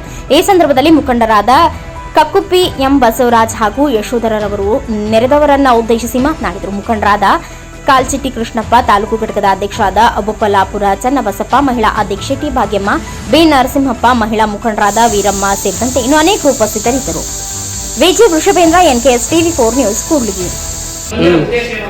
ಇಡೀ ರಾಜ್ಯಾದ್ಯಂತ ಎಲ್ಲ ಸಮಸ್ಯೆ ನೀವು ಗೊತ್ತಿದ್ದೇ ಇದೆಯಲ್ಲ. ನಮ್ಮ ತಾಲೂಕಿಗೆ ಯಾವುದೂ ಆಗಿಲ್ಲ ಅಂತ ಹೇಳಿ ಬೆಳಿಗ್ಗೆ ಬಂದು MLA ಕೇಳಿದಾಗ ನಮ್ಮ ತಾಲೂಕಲ್ಲಿ ಯಾವುದೂ ಆಗಿಲ್ಲ. ಅವರು ನಿಜ ಯಾವುದೂ ಆಗಿಲ್ಲ, ತುಂಬ ಸಂತೋಷ. ಇದು ಒಂದು ನಮ್ಮ ತಾಲೂಕಲ್ಲಿ ಆಗಿಲ್ಲ ಅನ್ನೋದು ಒಂದು ಉತ್ತಮ ಬೆಳವಣಿಗೆ. ಅದೇ ರೀತಿಯಾಗಿ ಮೇಡಮ್ ಇವಾಗ ಮಳೆ ಸಮೀಕ್ಷೆ ಅಂತ ನೀವು ಬೆಳೆ ಸಮೀಕ್ಷೆ ಅಂತ ಮಾಡಿಸಿದ್ರಿ. ಎಷ್ಟು ಬೆಳೆ ಲಾಸ್ ಆಗಿದೆ ಅನ್ನೋದು ನಿಮ್ಗೆ ಗೊತ್ತೇ ಇದೆ. ಸಾಮಾನ್ಯ ತುಂಬ ಬೆಳೆ ಲಾಸ್ ಆಗಿದೆ, ಕೆಲವೊಂದು ಸಂಪೂರ್ಣ ಲಾಸ್ ಆಗಿರೋದ್ರಿಂದ ನೀವು ಅದನ್ನು ಪರಿಶೀಲನೆ ಮಾಡಿ ಕಂದಾಯ ಇಲಾಖೆಯವ್ರಿಗೆ ಹೇಳಿ ಬೆಳೆ ಪರಿಹಾರವನ್ನು ಆದಷ್ಟು ಬೇಗ ಆ ಒಂದು ಪ್ರೋಸೆಸ್ಸು ಅದೇ ಜಂಟಿ ಸಮೀಕ್ಷೆ ಮಾಡ್ತಾರೆ. ಕೃಷಿ ಇಲಾಖೆ ನಮ್ಮ ಜಮೀನದರ್ಶಿ ಮಾಡಿದ್ದಾರೆ. ಅದರ ಪ್ರಸ್ತಾವನೆಯನ್ನು ನಮ್ಮ DC ಅವರಿಗೆ ಕಳಿಸ್ಕೊಡ್ತಾರೆ. ಅವ್ರ ಮುಖಾಂತರ ನಿಮಗೆ ಡೈರೆಕ್ಟ್ ರೈತರ ಅಕೌಂಟಿಗೆ ಓಕೆ, ಅದೇ ಅದು ಆಗಬೇಕು. ಮತ್ತೆ ನಂತರವಾಗಿ ಈಗ ತಿಂಗಳು ಅಥವಾ ಮುಂದಿನ ತಿಂಗಳು ಅವ್ರು ಹಚ್ಚಿ ಬರಲಿಲ್ಲ ಅಂದರೆ ಅವ್ರ ಕಷ್ಟ ಯಾಕೆ ಹೇಳ್ಬೇಕು? ಈಗ ಅಲ್ಲಿ ಸ್ಟೇಟ್ ಇಶ್ಯೂ ಇದೆ ಹೌದಾ? ಮತ್ತೆ ಅವರು ಓಪನ್ ಮಾಡಲಿಕ್ಕೆ ನಮಗೆ ಕಾಲಾವಕಾಶ ಕೊಡ್ತಾರೆ ಕೊಟ್ಟಾಗ ನಾವು ಮಾಡ್ತೀವಿ. ಮನೆ ಮನೆ ಸಮೀಕ್ಷೆ ನಮ್ಮ ಮಾಡ್ಕೊಂಡು ಯಾರು ಇನ್ಕಮ್ ಇದ್ದಾರೆ ಏನು ಇದರಲ್ಲಿದ್ದಾರೆ ಆದರೆ ಮಾಡಿಲ್ಲ ರೆಸ್ಪಾನ್ಸಲ್ಲಿ ಇಟ್ಟಿದ್ದಾರೆ. ಸಸ್ಪೆನ್ಸಲ್ಲಿ ಇಟ್ಟಿದ್ದಾರಲ್ಲ, ಒಂದು ರಿಕ್ವೆಸ್ಟ್ ಏನಂದ್ರೆ ನಮ್ಮ ರಾಜ್ಯಾಧ್ಯಕ್ಷರ ಪರವಾಗಿ ಏನು ಬಡವರು ತುಂಬಾ ಬಡವ ರೀತಿಯಲ್ಲಿ ಕಾಡೇ ಹೋಗಿದ್ದಾರಲ್ಲ ಅವ್ರಿಗೆ ಆದಷ್ಟು ಪಡಿತರವನ್ನ ವಿತರಣೆ ಮಾಡಬೇಕು. ಯಾಕಂದ್ರೆ ನಾವು ಸರ್ಕಾರ ನಮಗೆ ಆದೇಶ ಬರಬೇಕು ಬಂದರೆ ನಾವು ಮಾಡ್ಕೊಡ್ಬೋದು. ಯಾಕಂದ್ರೆ ಅದನ್ನೇ ಅವರ ವಿತರಣೆ ಅವ್ರನ್ನೇ ಕಾಡು ಹೋಗಿ ಅಂತಂದ್ರೆ ಪಾಪ ಅವರಿಗೆ ತುಂಬಾ ಕಷ್ಟ. ಈಗ ಇತ್ತೀಚಿನ ಇನ್ನೂ ತೊಂದರೆ ಅನುಭವಿಸ್ತಾ ಇದ್ದಾರೆ. ಹಾಗಾಗಿ ಅದನ್ನ ಸ್ವಲ್ಪ